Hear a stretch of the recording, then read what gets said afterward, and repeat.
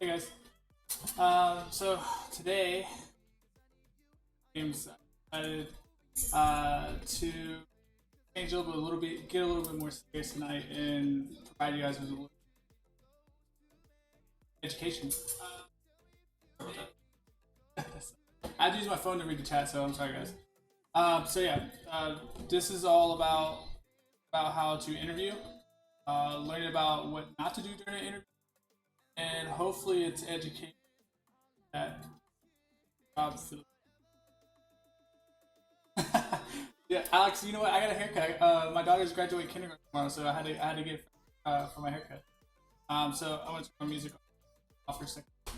I have an agenda for you guys today. It's gonna be like a little presentation, but like I said, I hope this is educational. You guys learned something. I hope at the end of the day, you guys apply this in your interviews and in the job that you want. So I just want to go and get started with who I am and why you should even care what I gotta say. Um, I have been working for about 8 years, a little over 8 years. Last November, I hit 8 years. Um, I've worked with the same job for 8 years. So what do I know about interviewing? Obviously, I've had the same job for 8 years. I think right. But with that job, I've grown and held multiple positions within the company. So each time I've gotten promoted, I've had to interview, obviously, and sometimes interviews or high level interviews where you interview 2 or 3 times to get it. So I feel like I have a lot of experience. Um, I've I've almost gotten every single job that I've interviewed for. I'm not 100%, but I'm pretty close to 100%. I would say I'm probably like 90% effective in interviews.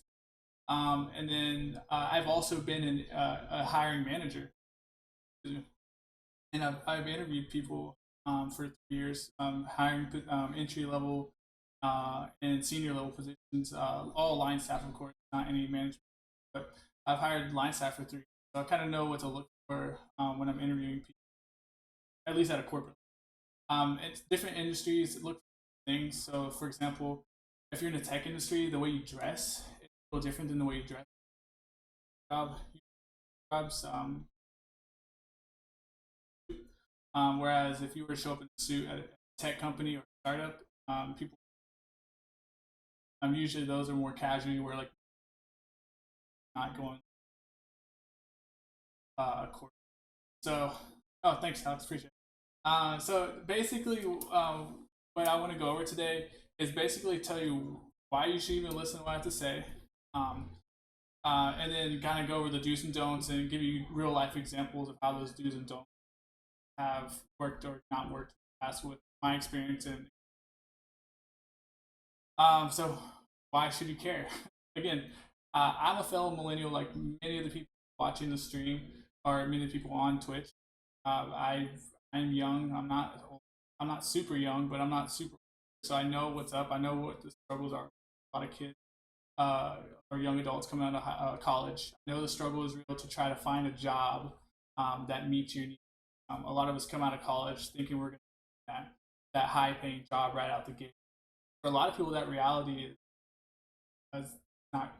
The reality is you're going to land a job that pays you, or it's going to be below your expectations. For the job you end up getting, it doesn't even require the degree that you went to kind of defeat. But I'm here to tell you there is hope, that there is a way to get through that. Again, I'm a fellow millennial. I know the struggle, so that's why you should listen. Number one. Number two, I work in the healthcare industry. I work in a corporate office, 500 companies. We are not a perfect, but I understand how to that in the way businesses across the nation act. I do have friends and colleagues that have similar feedback in regards to like the high. This is not just me looking at it from my own little bubble. I have a lot of interactions that kind of coincide with the same message that I'm going to give you today. Um, the other thing is, like I said earlier, I'm a former hiring manager. I oversaw like my team was a bunch of millennials. Basically, I've hired people straight out of college. I've hired people that were older than me. I hired people that were old enough to be my parents. Um, but it doesn't matter age. I think I'll get to that as well. But I've hired a ton of people, um, and I think that's another reason I have a little bit of credibility. Not only do I interview well, but I also tough interview hard time. Oh, the mic breaks off. Oh darn. Okay, I have to. Thank you for letting me know.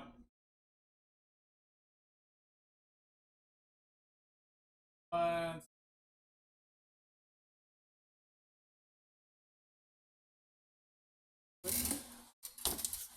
Thanks for letting me know.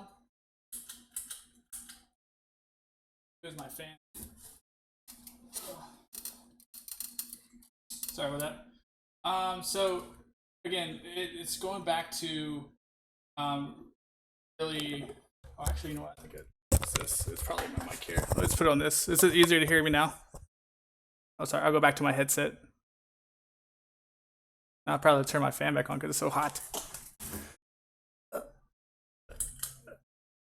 There we go. Okay, cool. Sorry about that. I thought with my mic where it was, you could hear me, but this is better. Okay, so cool. Anyways, what I was saying, I'm a former hiring manager. I've been through job fairs. We literally sat at job fairs all day long, 12-hour events where it's almost like speed dating, where you're interviewing people 12 hours straight for the same position, and you're going through the same process with a ton of people. So that's one thing I do. I have gone to college. Did I finish? I haven't finished college actually. I was a college dropout. So again, I have that against me as far as getting opportunities. I didn't follow a traditional path of getting a college degree and landed a job right out of college. I actually dropped out of college to work more, and I'll go over that a little bit later as well. But college degree is still very important to me. When I see that on people's resumes, I feel like it's definitely a positive for them. They just have to spend that degree in the right way. A lot of times people rely too heavily on the degree to get them an opportunity, and sometimes they get overconfident with that. So I'll go over that a little bit as well. And then again, I'm just going to go over some do's and don'ts, and hopefully you guys get something out of this. Let me know. And at the end, if you have any questions or anything, let me know again too, because I know some of these scenarios won't apply to you directly. So I would love to hear what kind of issues or scenarios that you have that maybe didn't work out for you whenever you interviewed, or some tips that you would be able to share with me that would actually help you through the interview process or land you the job. So I'll get right into it. Um, Interview do's and don'ts. The first one I want to say is whenever you're about to interview with somebody, make sure you research the company that you're applying for the position for. So, for example, if I'm going to go work at, let's say, Apple, I better know the history on Apple. I better know everything from how they were started, their founder. I better know everything about their past, but I also should know everything about their current prospects. How's the company doing financially? You can check the stock market for that. You can check the financial statements on that. What is the outlook of the company? Where are they headed? Look at their quarterly press releases that tell you, the earnings releases that tell you kind of like the strategy for the company and where they want to grow the company to make it more profitable. Things like that will go a long way in your interview because it shows that you did your homework and you went above and beyond. And honestly, that's really not above and beyond anymore. It's actually an expectation from a lot of hiring managers. It used to be above and beyond tactic to have this information beforehand. Now it's becoming more of a standard practice that you do your homework on the company before you apply. And the higher up position that you're applying for, the more important it is to understand that. So again, make sure you do your homework on the company, and make sure you know it very well. You recite it, you go over like multiple times. So that way, if you have any questions, or if they ask you what you know about the company, you can just come back at them with an encyclopedia worth of information on the company, and it will go a long way. And they will remember that from the interview. Every time someone's brought something up with my company, I'll be like, "Wow, you guys actually did your homework on this. You know way more than just the quick Cliff Notes version of our history. I see that you really looked into this company. And you really care about working for this company because you took the time to do this." So that's really important. The next thing is know the job. Not only knowing the history of the company is important, but knowing the job that you're applying for. Oftentimes when we're looking for jobs, again, I haven't looked for a job in like 8 years, but I know the process of looking for a job. You kind of blanket apply everywhere. It's kind of like you plant a bunch of seeds and hope I hope one will sprout. That's okay to do, but say you apply for 8 jobs, make sure you know all 8 job descriptions that you're applying for, and know, kind of have a general understanding of what those jobs entail. A lot of times the job descriptions that companies are going to be vague or really confusing, and sometimes they don't even coincide with the title that you're applying for. So look online, do your research online, see if you can find somebody that you know that works in an organization. Maybe that'd be like the perfect situation if you knew somebody that worked in an organization, and see if you can kind of get an idea of what the job is really going to entail. A lot of times I see people just come in and it's like, oh yeah, what is this position again? Oh, I thought it was the other position I was applying for. And it kind of just throws the whole interview off, because you're like, okay, so you don't even know what you're applying for, but you're coming here wanting me to give you a job. You're wasting my time, basically. So really just pay attention to the job you're applying for. Like I said, if you apply for a dozen jobs, you better know all 12 of those jobs, at least on a decent level, that I can have a conversation with you. The next one is be punctual to the interview. I know that's really a given, but you would be surprised how many people show up late to an interview. And this is something that is going to be probably your first impression with the interviewer. Were you on time? This is unspoken. You don't even have to say anything. You're 5 minutes late, 2 minutes late. They're going to remember that this person wasn't even on time for the interview. So what makes me think they're going to be on time when I hire them for the position? It is very, very important that you're on time. And then, okay, see, well, what if we're late? What if we're late? The traffic, 4 or 5 traffic in California sucks. So what am I going to do? Let them know. Let the recruiter know. Let the hiring manager know if you have their information. Just tell somebody ahead of time. Don't tell them when you're already late that you're going to be late. Tell them like 10, 20, 30 minutes ahead of time. However much advance notice you can provide, please let them know ahead of time that you're not going to make it on time. You're lost. It's your first time driving there, which I recommend you driving a day before to find out where you're going so you don't have this problem. But hey, there's a big accident on the freeway. You had a flat tire, the cliche reason for being late. Just let them know, communicate, let them know that you're a responsible human being and that you typically are on time, but in this case, there is an issue that happens, and explain it to whoever it is that you have to tell, either hiring manager, HR person, or the recruiter. Just let them know. It's a lot better than just showing up late and not even giving a second thought about being late. That's just disrespectful to the hiring manager, disrespectful to the company, and you're honestly wasting everybody's time at that point. So make sure you're punctual, and if not, just notify somebody that you're going to be late. The next one is providing examples to questions asked during an interview. Now that seems really basic, right? But again, you'll be surprised how many people, it may be nerves, I don't know what it is, but a lot of people often give very short and brief answers to questions that are asked. So, for example, I'll be like, "Do you work well with others?" And I'll get a one-word response. Yes, I work well with others.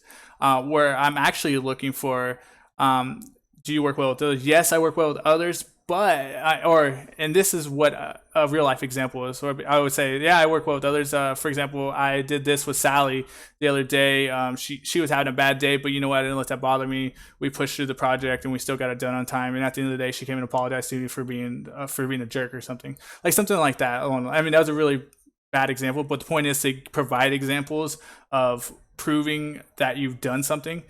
If you say you fixed the process, you better provide like statistics behind that to show that you actually fixed the process. Because I can say I fix any process, but does it make the process better? Showing statistical like results is what makes that process better. And if you can say that in an interview, instead of saying, yeah, I improved the process, I improved our turnaround time by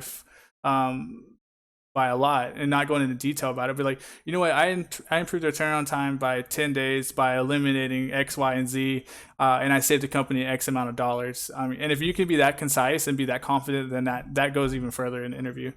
Giving specific examples on how you do things or how you show your character is important during the interview. That's what we're asking when we ask those ridiculous questions on what are your strengths and weaknesses. Do you get along with others? Do you work well under stress? We're looking for examples of those situations that you've been in and how you've dealt with those. So the better you can articulate your way of dealing with those issues, the easier it is for the interviewer to evaluate if you're a good fit for the team or not. And honestly, if you're honest in some of these, like, hey, you know what, this is really stressful for me, and I was very stressed out, but you know what, I kept it under control and I still knocked it out. You can be honest, but just make sure that you have a positive spin on that honesty. Um, so the next one is ask questions. What does that mean? So usually in the middle of the interview or at the end of the interview or sometime during any part of the interview, there'll be time when you don't understand something, and you may not feel like you should ask a question because then it lets them know that you don't know what they're talking about. But actually, that's a good thing because it shows that you have the courage to get clarification on something and that you want to make sure you understand something clearly before you answer something. So if I don't know an acronym or something or an abbreviation to something that they're discussing and they're not telling me what that is, I'm like, I'm sorry, what does that mean? What does that stand for? Just so I'm like, oh, okay, I understand that. So just so you understand what's going on and don't that way you don't make an assumption and speak completely off base on something because you're too afraid to ask a question about that. I see that a lot too, where people just fake the funk and pretend like they know what you're talking about, and then they start talking in generalized terms because they're afraid to show that they actually don't know what the hell you're talking about. So just be careful with that. The other part about asking questions though is to make sure that you ask questions at the end. A lot of times the interview ends the interview, but do you have any questions for us? The one thing I like to say to anybody that is going to be interviewing is make sure you have at least 3 questions. The golden rule is 3, and it could be anything from um, what is the work environment like for you if they haven't already discussed it. What do they like and hate about the job? That's usually a really good indication of what their issues are and how you can kind of insert yourself in to fix those issues. You can talk about opportunities for growth within the organization. That's usually my favorite one to ask for. Is like, am I going to be stuck in this position until the day I die, or do I have opportunities to grow with the department or with the company? Just asking similar questions like that will help really gauge. That you're interested, help them gauge that you're interested in the organization and that you actually are critically thinking about things. If you have no questions at the end, I kind of assume that you really don't care about the position or that you're not thinking critically enough to really give me something. I mean, those are just the basic questions I just provided you, but you kind of want to go in more detail and get really specific with your questions just to make sure you cover your bases. And also asking questions helps you because what if your boss says he hates people that work 8 hours and he expects everybody to be in the office 10 hours? So like that's a big red flag. You're like, no thanks, I'm not going to work here. That's too many hours to work. So things like that, that's important. So it helps not only the interview gauge you, but it helps you gauge if you actually want to work at this company. Because again, the interviewer is trying to sell you a rosy picture that this is the perfect job for you and that you're going to love it here. It's going to be the best thing ever. When in fact, it could be completely opposite. It could be just the most horrible job you ever had in your life. And it could just be a terrible time for you. So just make sure you do your homework on that as well. The next thing I want to go over, and the last thing, is following up. So what does that mean? Once your interview is over, I want you guys to make sure you follow up with whoever's contact information you have, whether it be the hiring manager, whether it be the recruiter, or someone in HR. Usually those are the 3 that you have contact information on. Follow up with whoever gave you their contact information and thank them for the interview and thank them. And if you have any additional questions that you forgot to ask or you're too nervous to ask during an interview, bring those up during that time in your thank you note.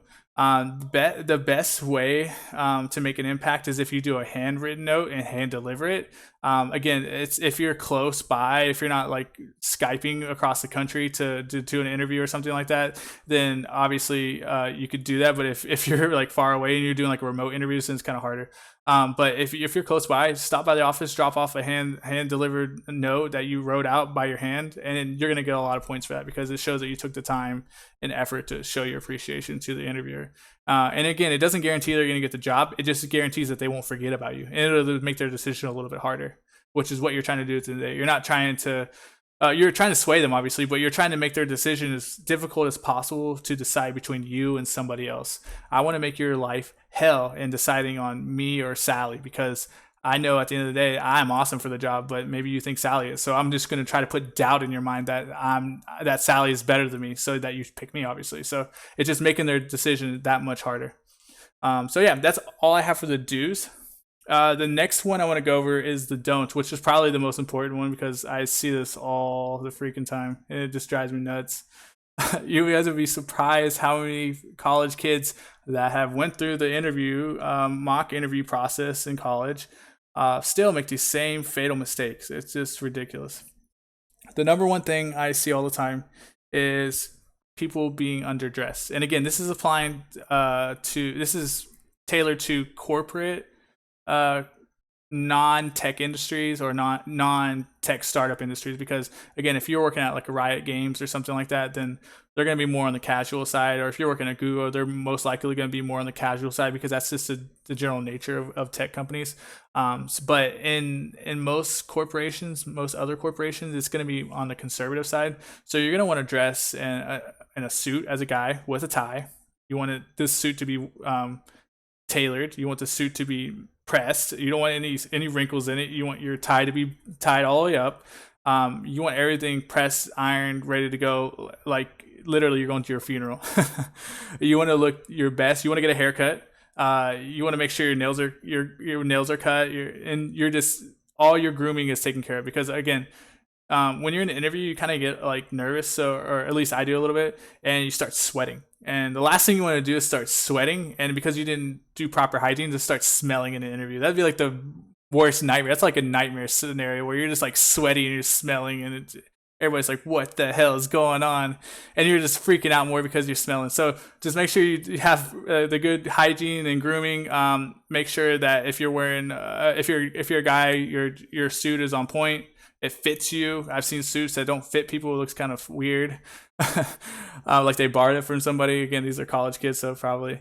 And then for women, women usually have the problem of dressing like they're going to the club. For any women watching this or going to watch this, please don't dress like you're going to a club for an interview. Unless you are interviewing at a club, then maybe that's appropriate. But for a corporate setting, make sure that you are dressing conservative. You're not wearing anything too short, too revealing.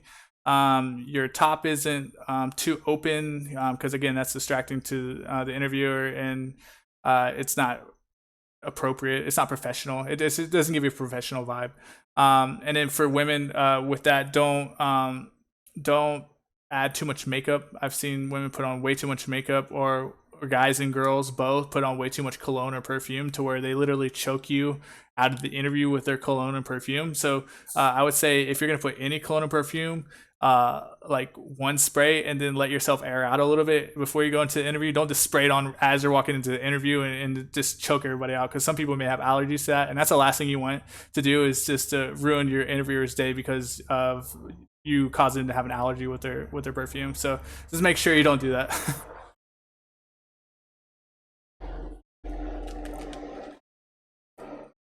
All right, the next one that I want to talk about is salary.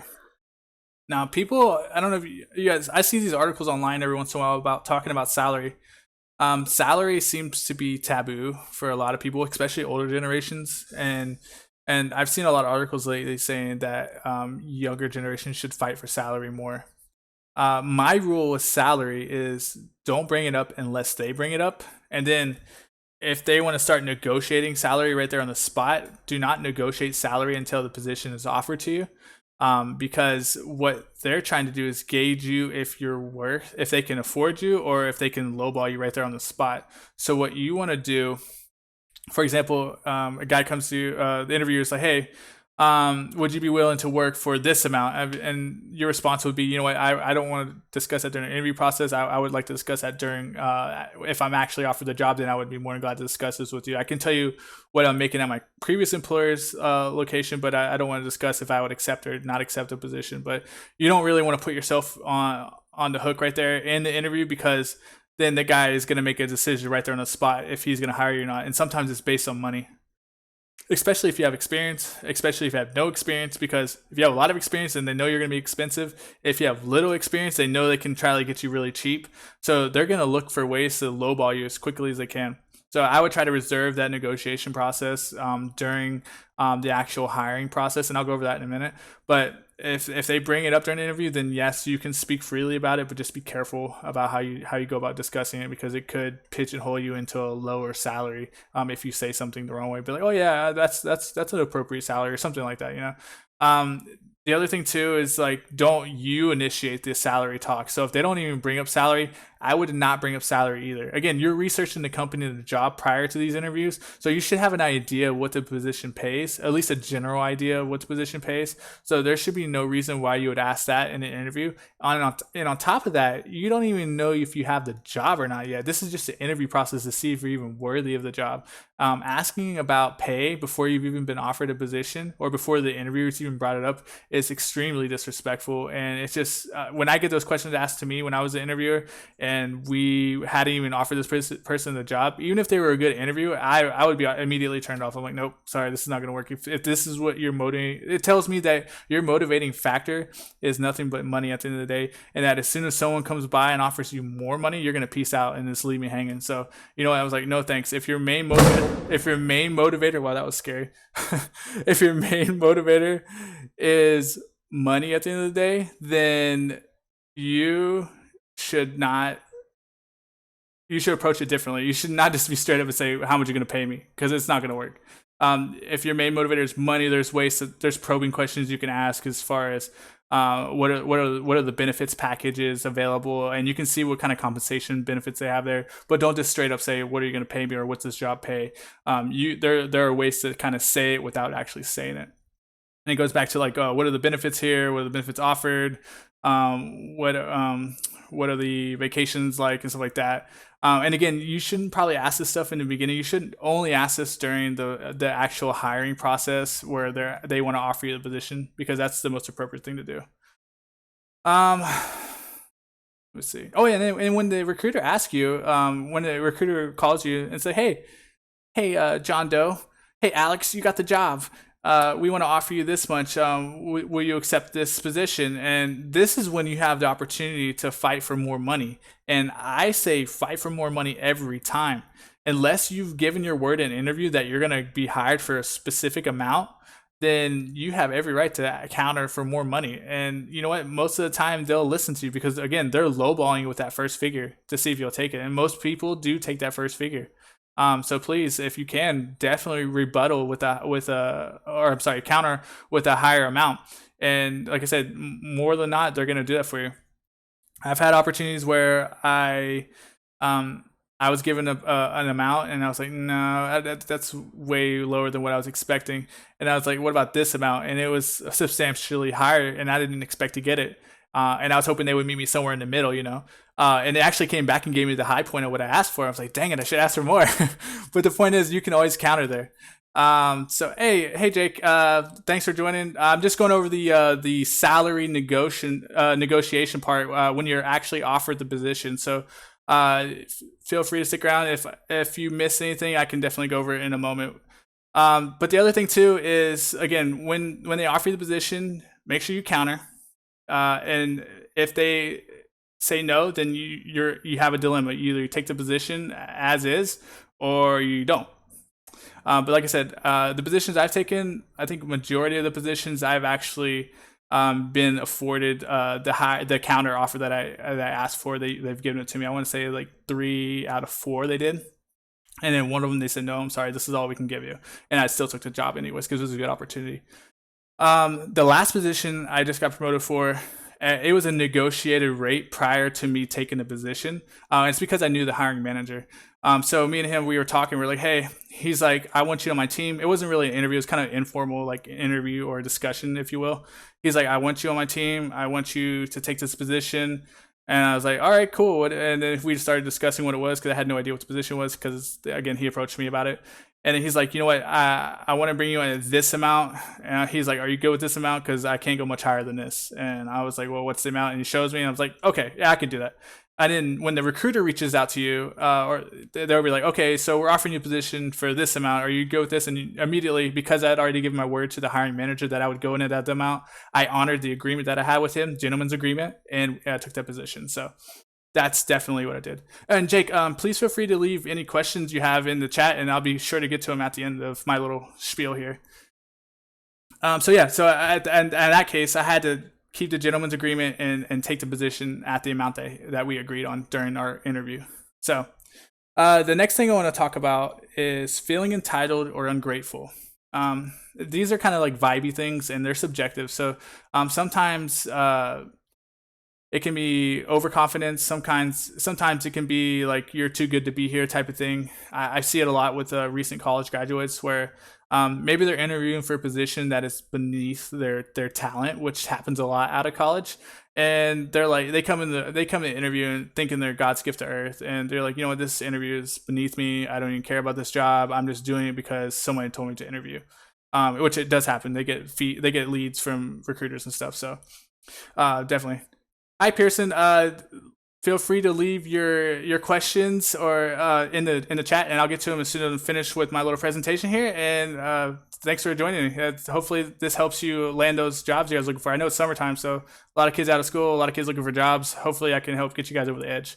And I really want to hear the questions because, again, a lot of the stuff is personal experience for me being a hiring manager and me working in a corporate setting for 8 years. So I've been on both sides of the table as far as hiring and being interviewed. So hopefully at the end of all this, you guys will get some advice you can take and actually get a job. So leave your questions in the chat, and I'll get to them as soon as I'm finished here. I'm almost done. So yeah, don't feel entitled, don't feel ungrateful. Treat every interview, even if you don't like the job, even during the interview, like say you're interviewing and you know this position is not going to work for you. Either you clash with the hiring manager and you know that you guys are going to have a personality difference, or the job is just terrible and you don't ever see yourself doing that. You prefer mopping floors and working at this job. Still treat the interview with respect. Treat it as a learning opportunity, I treat every interview as an opportunity to practice my interview skills. So I go through it. I'm like, you know what? I don't even want this job, but I'm going to go do the interview anyway so I can practice my interview skills and learn what kind of interview questions can be thrown at you, because every interviewer is different on how they throw questions out there. Interviews ask a bunch of questions, and it varies from industry to industry. I mean, I had a set template of interview questions that I would ask, but it varies from industry to industry. When you get into more technical fields, Pearson, they ask a lot of technical questions because what they care about the most at the end of the day, and as they should, because it's a tech company, they're looking for the skill set first and foremost. They don't care about your personality a lot of times, and that's why you see a lot of tech folks with the really unique personality traits, because again, they're not looking for like nice, bubbly people at the end of the day. They're looking for people who can actually just code, or people that are going to be taking care of their networks or security and stuff like that. They want people that know their shit, and so their interviews are going to be a lot different than say a typical administrative position where your relationships with people matter just as much as the work you're doing. So it just depends on the industry you're interviewing for. So that is a hard question to answer, but what I'm talking about specifically are like the administrative business positions that we've interviewed for in the past. And again, I have a healthcare background, healthcare insurance background, and I've been working there for 8 years. And it's a Fortune 500 company, so I mean we have somewhat of a reputation in the industry.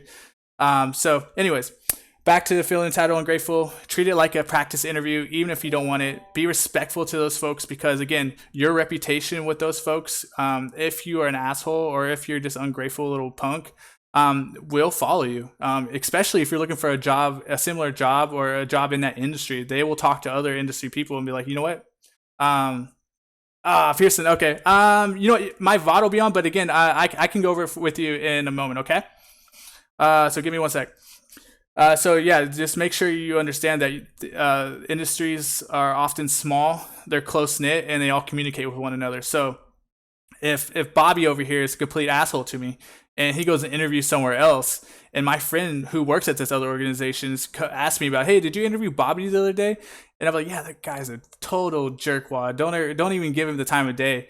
And that's where you would see like people just shoot themselves in the foot because of them just being complete assholes. So remember, it's your personal brand, your personal reputation on the line every time you're interviewing. So just be respectful of their time. Be respectful to the organization that you're interviewing for. Even if it's a McDonald's job, be respectful, because those people are doing that job for a living. And that's the worst thing you do, is just disrespect someone that's giving you time, giving you an opportunity to work for them and earn some income. So make sure you guys keep that in mind. The next thing is don't be too nervous or too scared during an interview. A lot of times during interviews, I see folks get completely psyched out or freaked out during interviews. Like they get to the point where they shut down and they can't even function. And again, I'm a tough interviewer, so I'm gonna make you feel uncomfortable, because that's my goal at the end of the day, is to try to make you feel as uncomfortable as possible, to see how you do under pressure. Because in a lot of positions I've been in, or a lot of positions that I interviewed for, they're high stress environments. So if you couldn't handle the stress of an interview, you're definitely not going to be able to handle the stress of the job. So make sure you don't get too nervous or too scared. But Steven, how the hell do I not get nervous or scared? This is a freaking interview. If I don't get this job, if I don't kill this interview, I'm not going to get this job. The number one way you can combat nervousness and being scared, very simple. Mock interviews. What's a mock interview? It's literally a practice interview, and you can do this with almost anybody. But if you want a quality mock interview, you should set up in this manner. You should have it set up as a panel interview, meaning multiple people interviewing you at one time, 2 or more. It should not be your mom. It should not be anybody that's going to give you biased feedback. Meaning, mom is probably going to be like, "Oh, you're doing fine, son. You're great. You're going to kill it tomorrow at the interview." No, you want some of your harshest friends. You want your friends that are the completely unfiltered friends. Like, I have a friend who always tells me when I'm misstepping or doing something stupid, or maybe I'm getting out of shape or something. He's like, "Dude, you need to hit the gym. You look like trash." Like, I want that guy doing the mock interview with me because he's gonna beat me up. He's gonna beat the crap out of me, run me over, back his car up and run me over again, just to make sure that I'm ready for the interview. You want people like that that are going to be brutally honest with you and help coach you up. And especially people who have experience with interviews or experience in the industry that you're going to be trying to interview for. Those folks are golden. And if you don't have people that have relatable experience, reach out to colleagues, maybe at school, maybe at your current job that you work at. See if they would be willing to do mock interviews with you. And a lot of people are really willing to do those things. But make sure you do the mock interviews. As much practice as possible beforehand. Look up interview questions online. Google a bunch of questions online. A lot of them are very similar. A lot of them are geared towards personality traits. Looking at if you can handle stress. Looking if you can get along with others. Looking if you can handle multiple projects. Looking to see results. Like, can you give me examples of things you've done that show results, that you've improved, that you're just not a paper pusher, you're just trying to get by. Like, those are very typical, like, types of questions that you'll be asked. So you can find all that stuff online and just print that out. Have your panel of interviewers, your colleagues, your brutal friends, have them sit down and just hammer you, rattle questions off left and right, back and forth at you, because that's how it's going to be in a real interview. A lot of what I've noticed in recent years is that interviews aren't just one-on-ones for the most part anymore. A lot of times they're panel interviews where you have at least 2 people. In a lot of interviews that I've been in, I've had to interview with 3, 4, and 5 people at a time. And literally they go down the line, each person asks you a question. And after you're done with one question, the next person's already asking you a question. And after you're done with that one, the next person. It's just like a firing range of questions being shot at you. So you just have to prepare yourself for that. And then, like I said, mock interviews will help with the nervousness. Mock interviews will help with you being scared.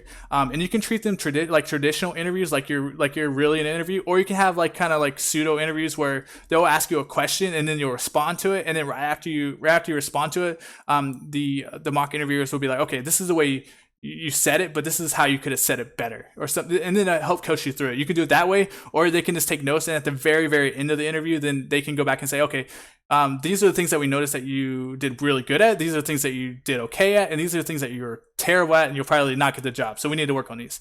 There's multiple ways to do that. Again, make sure you go and check out different ways to do mock interviews. Pearson Rock says, what kind of things do you put on resumes? Resumes is a whole nother discussion. I'll get to that at the end of this interview piece, but yeah, that's a good question. Resumes, they vary. Real quick synopsis on that. My personal preference with resumes, and this is just my preference. It's different from person to person, organization to organization. Is to keep it one page, unless you have a ton of industry experience that's relatable to the job that you're applying for, and you need that experience for the position. Meaning the position requires that you have 20 plus years of experience. Then yes, you should keep it at one page. Otherwise, if you're like, I don't know, Bill Gates, and you need like 30 years of experience to get an executive position, then yeah, your resume is probably going to be longer than one page because you're not going to fit all 30 years of experience on there to support that. So if you're like most of us who don't have a ton of work experience, then keeping it to a one page of relevant work experience is more than enough to get you the opportunity you need. And how you set that up is another discussion that I'll definitely entertain in the future. I love doing that part as well. Resume hunting is good, is a little fun activity I do at work sometimes. The last thing I want to go over as far as don'ts in interviews is come unprepared. What does that mean? do not come without extra copies of your resume. Do not come without a notepad. Do not come without a pen. Do not come without any of your achievements that you mentioned. So, for example, say you have certifications in something that you need for the position. Make sure you bring a copy of those certifications to that position. Say you have a degree in something that is required for the position, and maybe they ask about it. Have a portfolio with you with all your stuff in it, with letters of recommendation, certifications, anything that's going to help you get the job. And having that portfolio kind of shows us like, hey, this guy is really organized. He's on top of his stuff, or she. And it lets us know that you are not bullshitting on your resume when we see you in person. Because sometimes I'm going to call you out like, oh, you have a certification in this. Can I see the certification, please? And if you don't have that available, it's going to either tell me that, one, you're very unorganized because you didn't expect me to ask you that, or two, that you're lying on your resume and you actually don't have the certification. So either way is really bad, or it could be both. So make sure you just prepare yourself for that. But that's it. I'll just do a quick recap on the interview do's and don'ts. And again, do make sure you research the company. Make sure you know the job that you're applying for. Make sure that you are punctual for the interview. And if you're late, make sure you notify the hiring manager or recruiter. Provide examples on all questions asked, real life examples of how that applied to you. It may not be a work example, but at least an example in general. Because again, sometimes people don't have work experience, so the only experience you have is maybe school experience. So use that as well, or volunteer experience. That's fine as well too. Make sure you ask questions during the interview. Ask questions if you don't understand something, and make sure you ask questions at the end of the interview to ensure that that job is actually a good fit for you, and that you are showing them that you're engaged in the interview process and that you are interested in that company and what they're about. Lastly, for the do's, make sure you follow up after the interview. Make sure that when your interview is over, regardless of how good or bad it went, you follow up with a email at worst. Email is kind of very generic and it's not really thoughtful. Follow up with a letter or a card. Handwritten note is my personal favorite, where you handwrite it and you come back and deliver it to the office and they'll give it to the hiring manager. That's the best thing you could do. But make sure you follow up, thanking them for the opportunity to interview, and make sure you follow up with any additional questions you may have about the position that maybe you forgot to ask or you're too nervous to ask during the interview. That's the perfect time to ask any additional questions. And then for the don'ts, do not underdress. You can never be overdressed for an interview, in my opinion. Again, unless you're working in the tech industry, then you look like a weirdo when you're wearing a suit, when most guys are wearing like polos and jeans. Then they'll think you're kind of weird. But in most industries, in most corporate industries, overdressing is not a thing. Underdressing is a big issue. For the guys, make sure your clothes are iron pressed. There's no holes in them, no stains on your clothes. Make sure your clothes actually fit you. They're not too big, not too baggy. They're fitted, but they're not, not overly tight, obviously.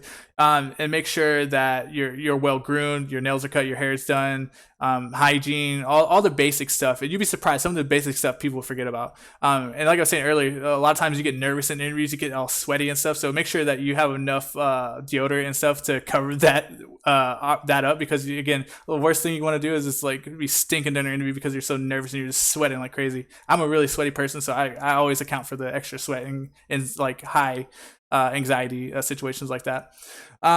The other thing is talking about salary. Don't talk about salary unless the hiring manager brings it up during the interview, and then it's your call at that point. You can defer until once you're offered the position, or you can talk about the salary during the interview process. But don't bring it up unless they bring it up. The other thing is just make sure that if they do offer you a position during the actual job offering process, make sure that you rebuttal or counter offer at least once, because more often than not, they're lowballing on that first offer that they give you. So you always have an opportunity to earn more by counter offering. And the worst thing they can tell you on the counter offer is no. Very rarely will they just take the offer down completely for you counter offering. Because they know they're trying to get you low. It's a game of who is going to go lower on this scale here. So it's in your best interest to counter offer there. Again, the other one is don't feel entitled or ungrateful. Don't be an asshole to the person interviewing you. Be respectful. be present. Don't just be on your phone, or please don't even bring your phone to interview. Honestly, be mindful, make eye contact with the interviewer. Just be very respectful of that person's time that's interviewing you, even if you're not interested in the position, even if you have no uh, yeah, 100% know that you're not going to get that position, or you don't want to work in that position. Just make sure that that you give them your full attention and respect.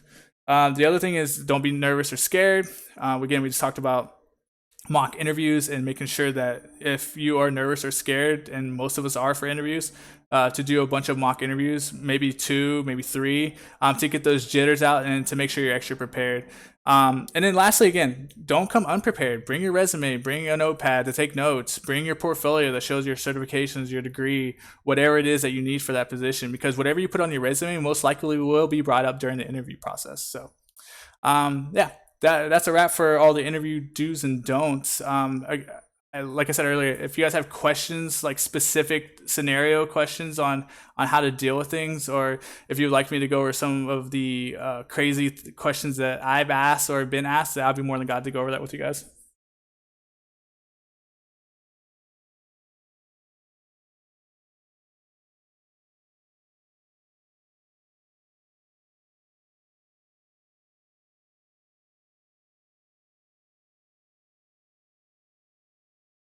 You missed 5 minutes. Internet is having depression. Sorry. It's okay, Pearson. Ask any question. Jake, if you have any questions, let me know too.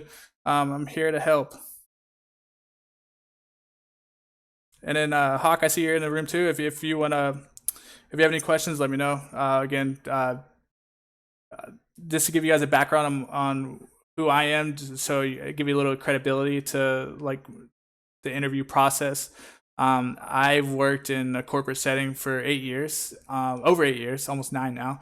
I've been in hiring manager positions for 3 of those 8 years. I've during my years, I've had maybe, I want to say, like 5 promotions, and in all 5 promotions, I've had to interview for those opportunities. So even though I've stayed at the same company for a long time, I've grown with the company obviously, and had to interview a bunch of times. And my interview track record is not 100%. It's like 90%. I've only failed one interview, and I can go over that with you guys if you're interested in hearing that story. But yeah, for the most part, every job I've interviewed for, I've gotten it. Even when I was in high school, I got the theater jobs, I got the J.C. Penney jobs with no problems. And those were multiple step interviews as well. So, and then obviously the corporate jobs. If you have any questions about entry level all the way up to like senior level positions, let me know. Again, these are not senior management; these are like senior staff positions. So they're not like directors or vice presidents or anything like that. They're like senior like analysts or senior generalist positions. So just so you can keep that in perspective. And then when I was a hiring manager, I was a manager for a department of folks. I managed 15 people. So so we had to staff up for that whole entire department, and I managed multiple different departments. So that's kind of like my credibility to this whole interview tips, do's and don'ts. So again, if you have any questions, let me know. I'm here to hang out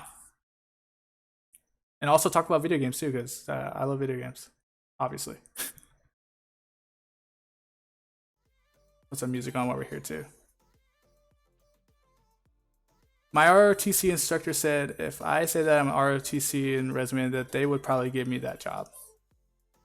Uh, I mean, it doesn't hurt. And it depends on who your interviewer is, and there's a lot of variables that go into that, Pearson. It's not a guarantee that you're going to get a job, and again, it depends on the job you're applying for.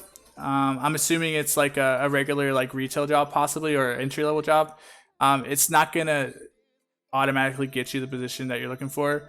For military, for people that have been in the military, it's a little different because a lot of companies get tax incentives for hiring military veterans. So military veterans have a little bit more leeway and they're a little bit more desirable because of that. But ROTC, I've never heard that being true. I mean, yeah, I think he's maybe overselling the ROTC a little bit, but I mean, it doesn't hurt to have that on your resume. It shows that you may be disciplined. I mean, I would assume that you're a disciplined person because you're an ROTC. It doesn't mean that you're 100% going to be a disciplined person, but it just helps me shape your character on a piece of paper. So that's definitely a good thing to do. Good question though. Anybody else have any questions? I'm trying to find my interview sheet here.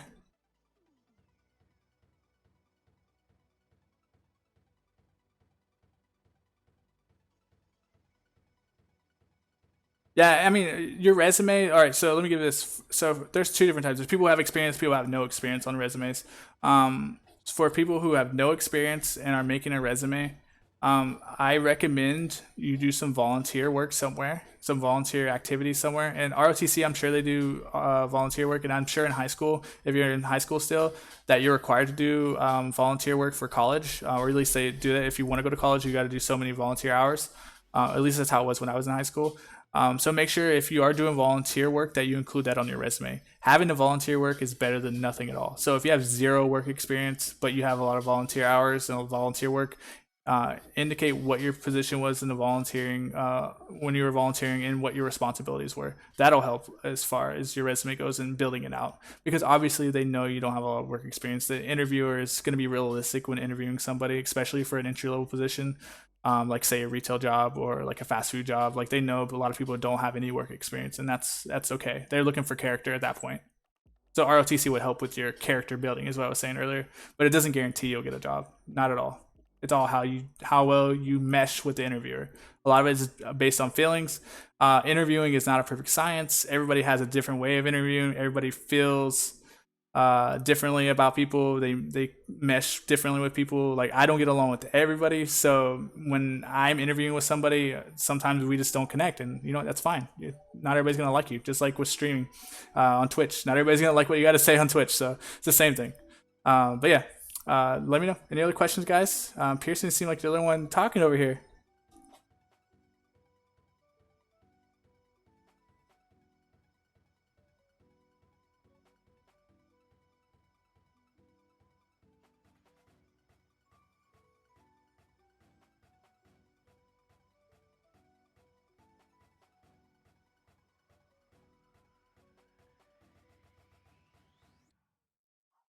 Yes, I do have a PS4.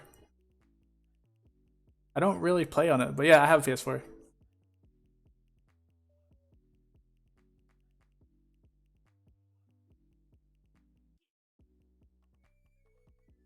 One of my favorite questions to ask people during interviews, and it's really evil, is what are your strengths and weaknesses? A lot of people can talk about their strengths, but many people feel very uncomfortable talking about what their weaknesses are. Does anyone want to take a stab at how you would respond to what are your strengths and weaknesses? Do I play War Thunder? No, I don't play War Thunder, unfortunately.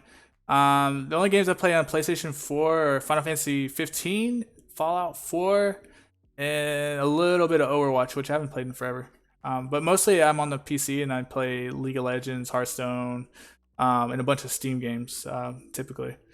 Check out, send me a follow, man, on Twitch here, and I'll be more than glad to pick up a game with you on PC if you're down. And if you have any of the games I mentioned for PS4, I'm down to play too. So let me know.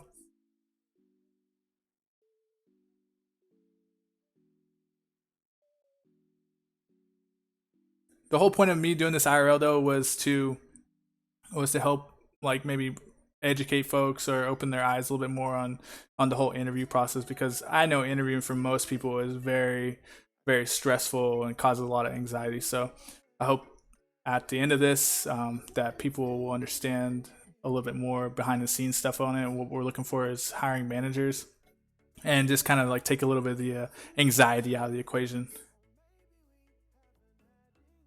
What part do you want me to say again? Sorry.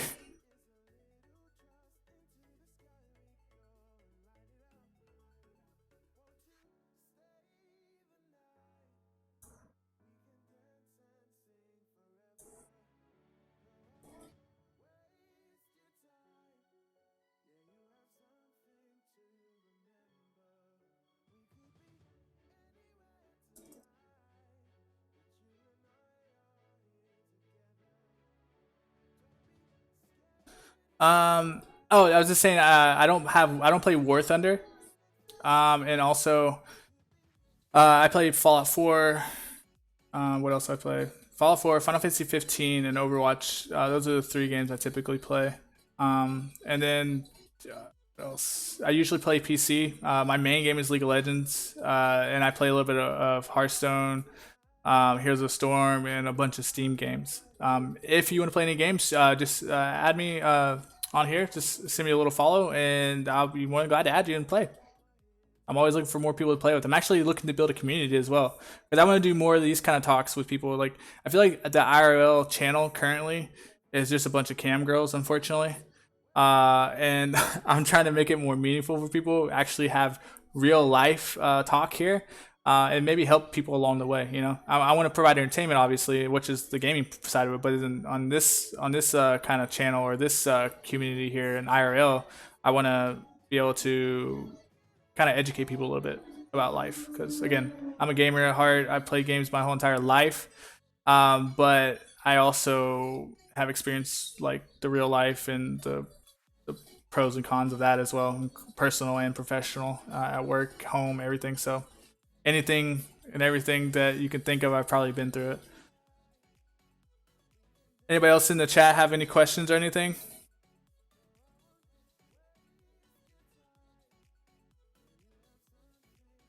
What else do I have here? Let me see if I can find my interview questions.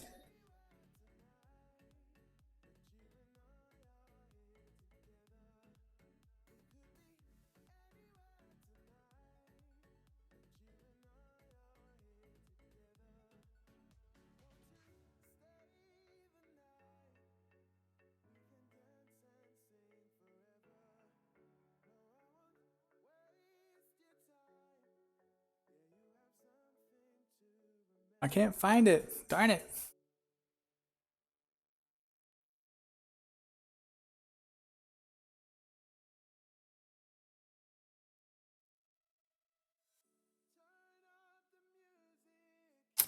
So what else do you guys want to talk about? I'm here to answer any and all questions. I'm the all-knowing Steven. No, I'm kidding. I'm here to answer anything you guys have. So let me know.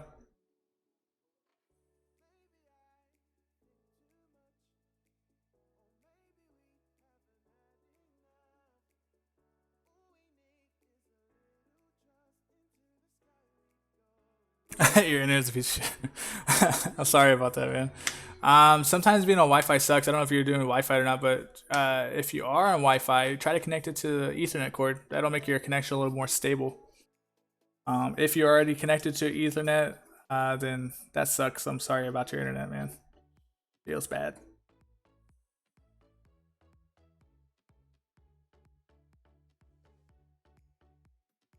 So do you plan on going to the military after ROTC, or are you just doing it for school right now?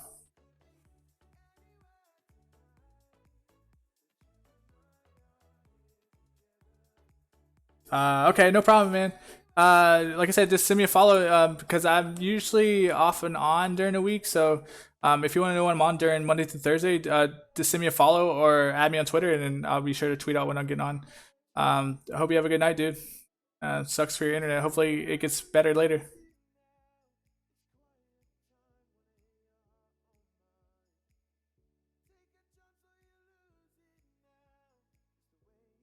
I'm gonna play a game of League since I don't have any more questions coming in.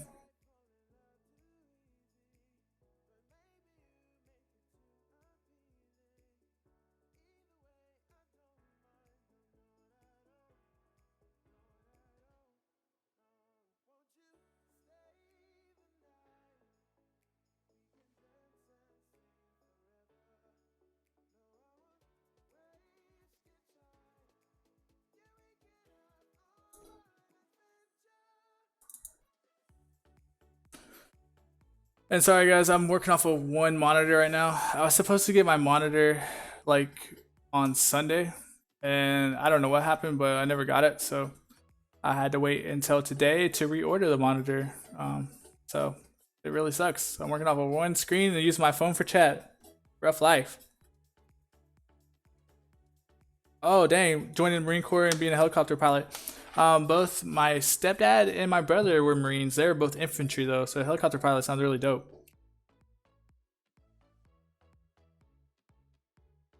That's cool.